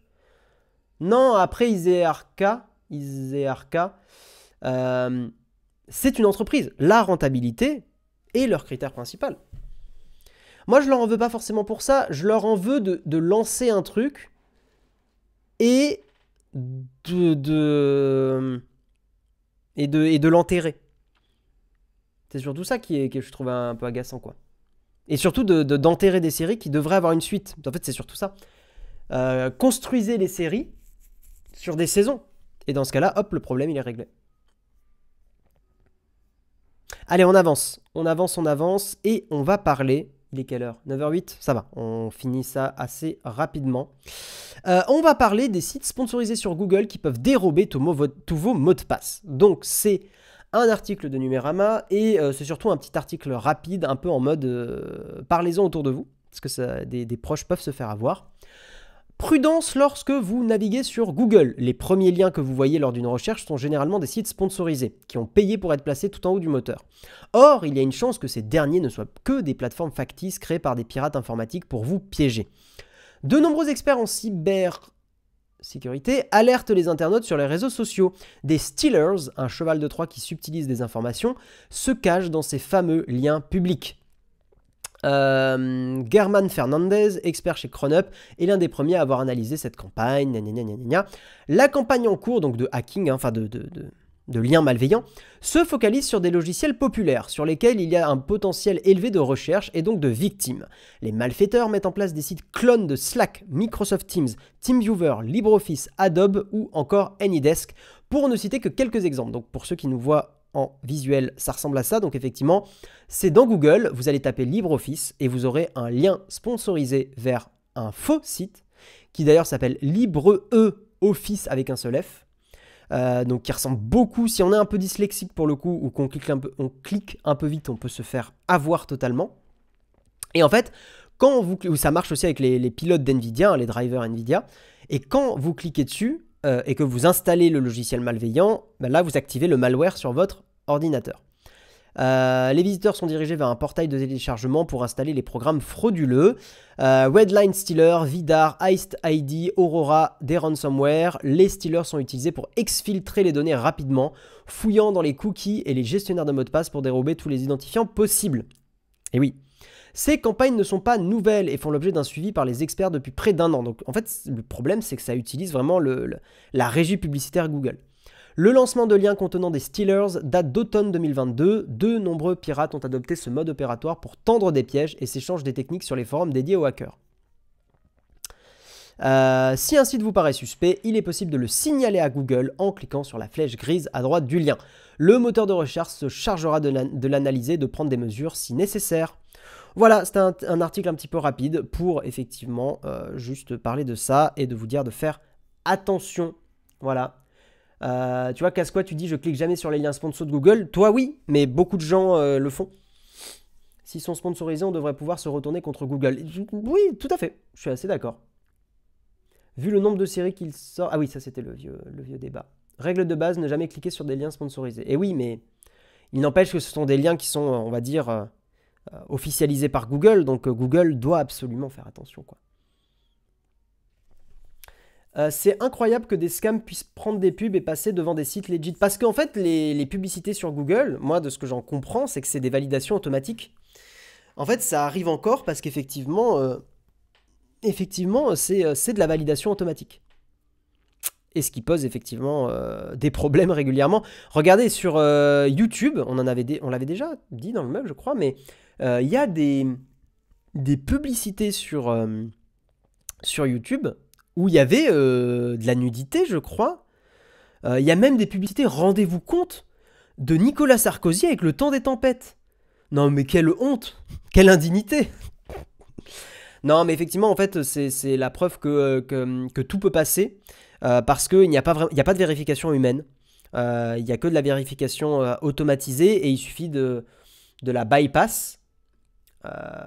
Et enfin d'arriver à trouver le mécanisme qui fait que c'est validé et let's go.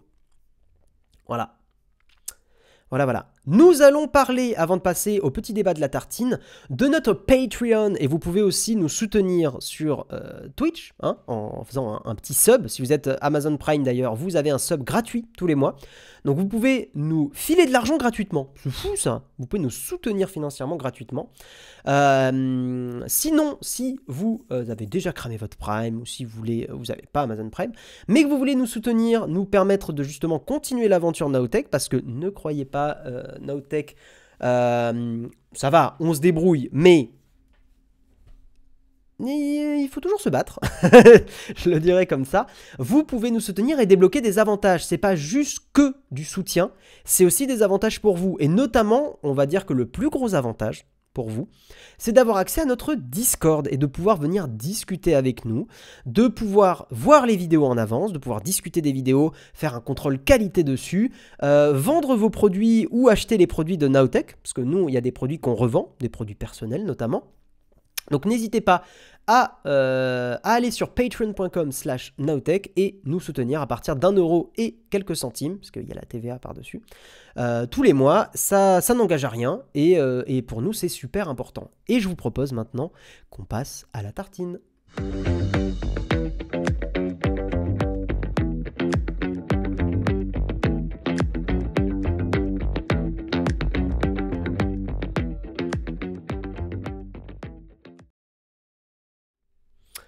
La tartine. Alors, nous allons avoir un petit débat. Alors, c'est un article qui est un petit peu long, je pense pas qu'on va le lire en entier, parce qu'il est déjà 9h15. Mais c'est un débat intéressant sur touche pas à mon Spotify. Ses utilisateurs et donc utilisatrices. Merci la pluche qui a offert un sub, c'est trop gentil, merci beaucoup. Tu l'as offert à qui? Tu l'as offert à Béora. Merci à toi, merci de ton soutien. Donc, ces utilisateurs et utilisatrices qui bichonnent leurs algorithmes de recommandation.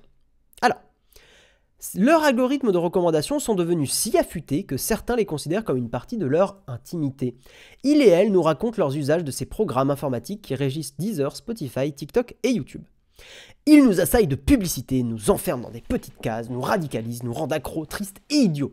Voilà ce qu'on dit souvent des algorithmes de recommandation qui régissent une bonne partie de notre vie en ligne. Pourtant, nous avons appris à vivre avec. Certains ont même fait le pari de s'en servir intelligemment, de ne pas se laisser complètement happer par leurs biais, mais d'essayer de les dompter, d'en faire des alliés de vie. On peut dire que Clara, 25 ans, en fait partie. Son compte Deezer, c'est sacré. Et pour le protéger, cette mélomane au goût éclectique et pointu n'a pas hésité à provoquer un mini-drame à la soirée de Noël de son entreprise.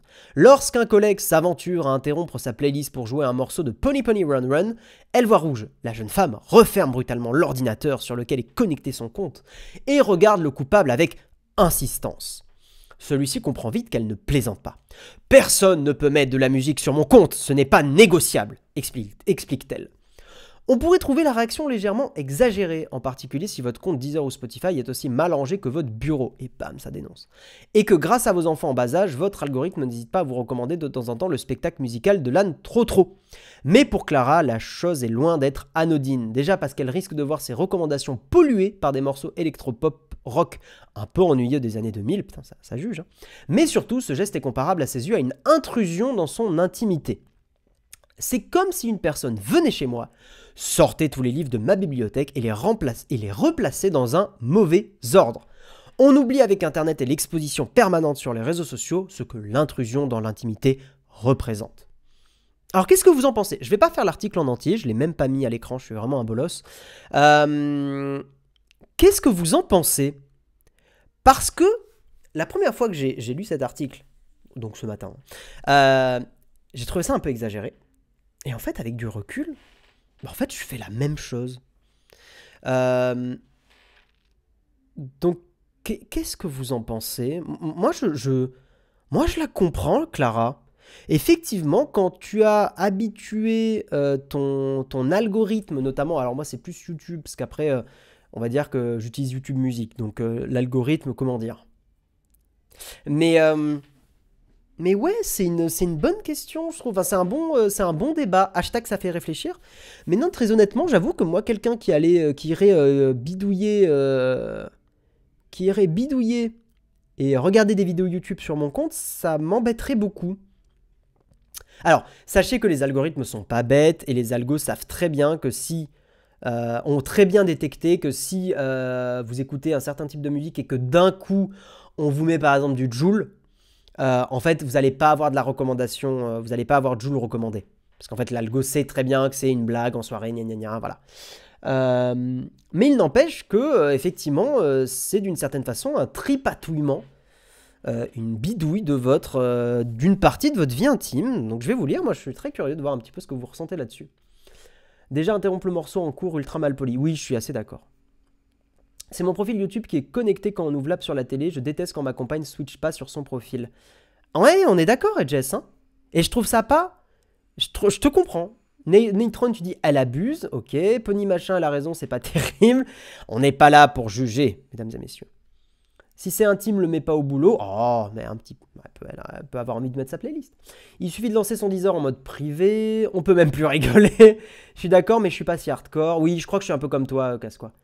Exagéré, après tu crées des playlists spéciales. C'est chiant, mais il faut se détendre, Clara, c'est juste une playlist. Ça se comprend totalement. Eh, vous êtes polarisé. Est-ce qu'on pourrait lancer un petit sondage? Est-ce que la modération, ça vous dérangerait pas? Parce que j'ai pas accès au truc là. De lancer un petit sondage qui serait: est-ce que ça vous dérange? Oui, non. Voilà, on va faire un truc binaire. Non, alors putain, attends. Est-ce que Clara a raison? Oui ou non? Voilà. Est-ce que Clara a raison? Oui ou non? Beaucoup mieux. Je vous raconte pas ma playlist 2022 avec les fêtes d'anniversaire des enfants de Noël, les soirées arrosées. Ah ouais, tu m'étonnes. Perso, j'ai Apple Music et les gens avec qui je traîne sont allergiques, du coup ils touchent pas. Ça peut se comprendre, mais une soirée est censée être conviviale. Oui, ils auraient pu débattre du fait de mettre leur musique à tour de rôle. Sans sax, t'es d'accord avec elle. Camille, tu dis: je n'aime pas que des personnes de ma famille utilisent mon compte Prime pour regarder des séries. Dina, ah salut Karina. Dina avait pourri mon Spotify Wrapped parce qu'il avait écouté des trucs sur mon compte à l'atelier. Ouais, je suis d'accord. Le sondage est lancé, mesdames et messieurs, à vos votes. Regardez mon gros doigt là. À vos votes. Est-ce que vous trouvez que Clara a raison d'être agacée qu'on ait écouté un morceau par-dessus son algorithme et que ça puisse modifier son algorithme? Je suis dans le même cas, surtout sur la musique, que ça soit Tidal ou Spotify. J'ai ma session, gna gna gna, ok. La musique c'est du partage, mais là en soirée, c'est du partage. Est-ce qu'il y a moyen de nettoyer son historique d'écoute? Je crois pas. Sur YouTube, tu peux le faire pour le coup. Chacun utilise son appareil. Je comprends totalement. Chacun utilise son appareil. Je m'en fous totalement. J'ai jamais confiance aux algorithmes. Complètement compréhensible. Il faudrait une option invité. Mais t'as des options invitées sur certains trucs. Oh, coucou Amandine, comment tu vas? La news, c'est que, je te la refais vite fait pour ceux qui viennent d'arriver. En gros, on est en train de débattre d'une certaine Clara qui a été agacée en soirée. Et moi, je trouve qu'elle a un peu raison. Mais le débat est intéressant. Parce que des personnes ont mis des morceaux sur son Spotify et que ça bidouille son algorithme, en fait. Et elle trouve, Clara, que c'est un peu une intrusion dans son intimité que de mettre des morceaux sur son Spotify parce que ça va biaiser son algorithme. Voilà en gros le débat qu'on a. C'est ma fille qui nous avait envoyé balader lorsqu'on a voulu mettre une vidéo sur son compte, mais je l'ai très bien compris car j'en avais marre d'avoir des vidéos recommandées. J'ai le compte de ma fille sur mon tel, quand elle l'utilise, elle doit passer sur son compte. Sur YouTube, ça me dérange. Toutes les Clara ont toujours raison, je veux pas dormir sur le canapé ce soir. Il est malin, Eflin, il est malin. Bisous à ta Clara, bien sûr. Pareil, je n'aime pas quand des membres de ma famille utilisent mon compte. Alors attends, c'est quoi le sondage? Ça donne quoi? Ah, vous êtes une majorité à dire que Clara a raison, hein. Vous êtes 2 tiers à dire qu'elle... 3 quarts à dire qu'elle a raison, Clara. 75% disent oui, enfin 74 disent oui et 26% disent non. Ok. Vous pouvez continuer de voter. Moi, je vais mettre oui. Tiens, je vais voter. Voilà, c'est dit. Clara est soupolée, no offense. Ah, je trouve pas. Après, c'est un article, hein, c'est un peu exagéré. Hein.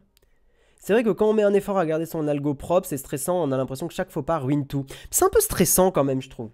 Je suis un peu d'accord avec ça. Ah, Amandine, tu dis, elle a bien raison. Elle a bien raison. Ce n'est pas parce que tu prends un livre que tu le remets mal qu'il faut être hystérique. Oh, attention avec l'insulte hystérique. Elle est un peu datée quand même, cette insulte. Puis c'est pas de l'hystérie, pour le coup, n'abusons pas. Elle est agacée, elle est pas... Voilà, elle a le droit d'être agacée, moi je comprends. Il est où le coussin Twitch? Regarde, il est là. Il se cache. Il est là. Aïe. J'ai pris le micro. En vrai, les gens prennent ton téléphone et te font découvrir des trucs. L'algo va te les recommander. C'est tout bénef. Ouais, mais ça dépend comment tu consommes ta musique. Il y a des gens qui aiment bien avoir leur truc qu'ils écoutent et pas... Il y a des gens, il faut l'accepter, qui n'aiment pas découvrir des choses. Il y a des gens, ils sont bien à écouter les mêmes albums en boucle, et il faut pas les juger, ils aiment bien. Voilà, la musique, c'est leur cocon, c'est leur petit truc. Moi, je fais partie des gens qui adorent découvrir de nouvelles choses, mais c'est des périodes. Il y a des périodes où j'ai envie, il y a des périodes où j'ai pas envie.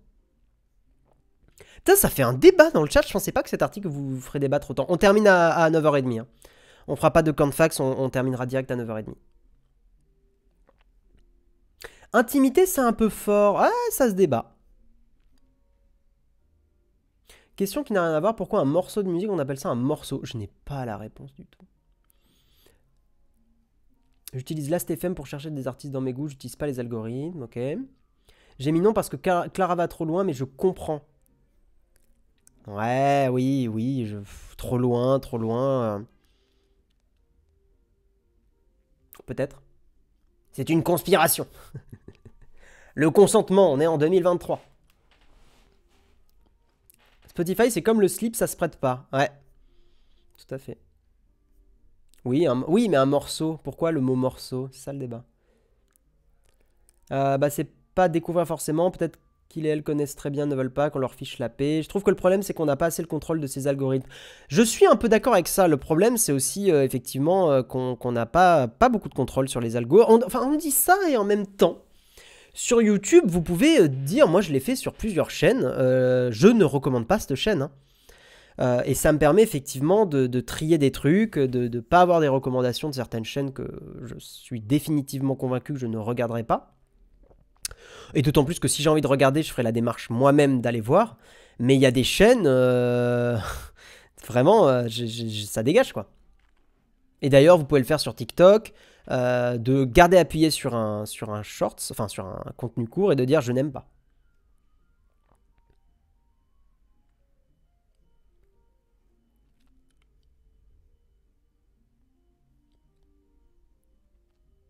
Oui, mais il faut se détendre avec ça dans tous les cas. Personne ne meurt, ça va pas chambouler la vie. Ouais, mais après, Tactitoad, l'article probablement exagère un peu le débat, mais c'est pas une question d'être détendu, pas détendu. Je comprends ce que tu dis. C'est là, bon, ça fait du drama un peu pour rien, mais moi, je sais pas. Moi, je trouve c'est intéressant de voir que c'est pour certains, c'est considéré comme une forme un peu d'intrusion. Non, c'est intéressant. C'est intéressant. Du coup, live contributeur. Oui, live contributeur. C'est moi qui ferai le jeudi contrib, ouais. Oui, rendez-vous d'ailleurs, j'en profite tant que vous êtes là. Si vous êtes contributeur, contributrice, il faut aller sur Discord et à 18h, on démarre le live contributeur et c'est moi qui le ferai. Voilà.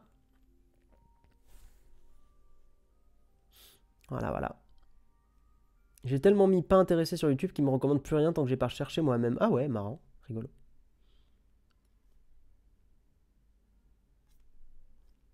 J'aime pas Spotify parce qu'on n'est pas acteur de sa musique. C'est un peu un truc que je reproche à Spotify aussi, ouais. C'est ce que j'aime bien sur YouTube Music, c'est que j'ai tendance à écouter plus des trucs de moi-même. Il faudrait que le gouvernement prenne en charge la création musicale, comme ça on aurait juste 3 chants militaires. Non mais... Oh Jérôme. Oh là, il est fatigant avec ça. Je te propose Jérôme, on fait ça. Je vais appeler l'État français et je vais leur dire, devenez communiste. Et je veux uniquement l'international en version reggae, en version rap et en version techno. Voilà. C'est les seules musiques que vous aurez le droit d'écouter. Plus de problème d'algo. Voilà. Une intrusion. Et le chant des partisans. Oh, si vous voulez, oui. Tant que c'est communiste, tout va bien. Mais n'oubliez pas, hein, c'est la lutte finale, hein, bien sûr. D'ailleurs, il y a des remixes horribles de l'international. Terrible. En version reggae, le premier, ça connote. Oh, si on peut pas s'auto-taquiner un peu, Inoclim, c'est bon. Hein. C'est bien le reggae, moi j'aime bien. Le Hellfest en sueur. Ah, vous voulez la version métal? Allez, on met la version métal si vous voulez. Pardon, je rigole, me tapez pas dessus la commu métal. Arrêtez-vous. Me faites pas un pogo au Hellfest, arrêtez, je rigole, c'est une blague, stop, arrêtez.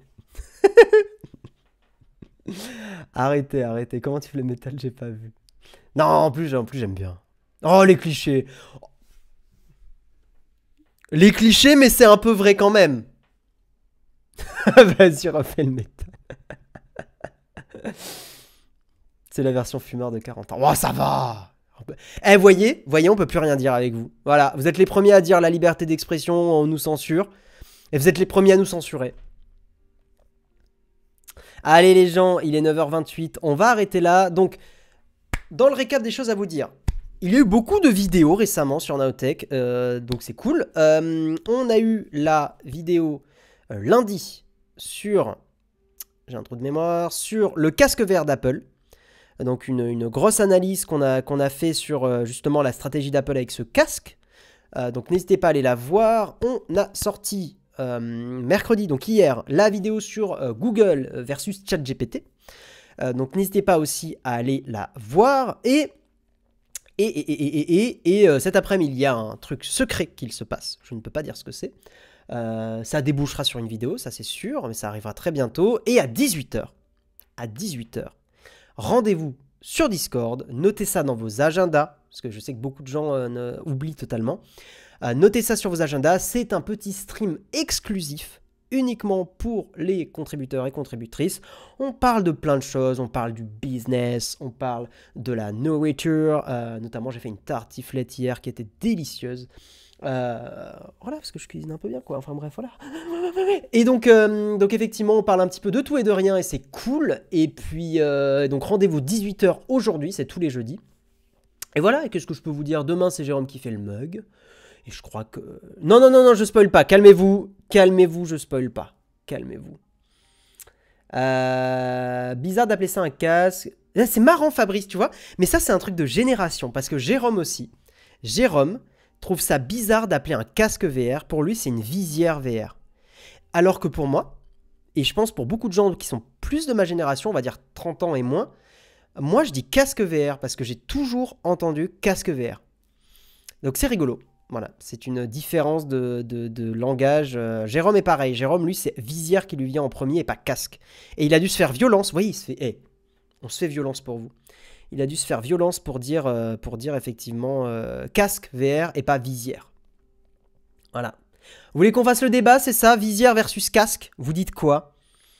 Voilà. Alors, c'est shorts YouTube versus TikTok, t'as eu la réponse. Ah, c'est gentil de demander, Choupichon. Est-ce qu'on communique là-dessus, Jérôme? Le pire mec qui demande ça en direct. Est-ce qu'on a le droit de parler du TikTok, Jérôme, ou c'est interdit? Quoi faire?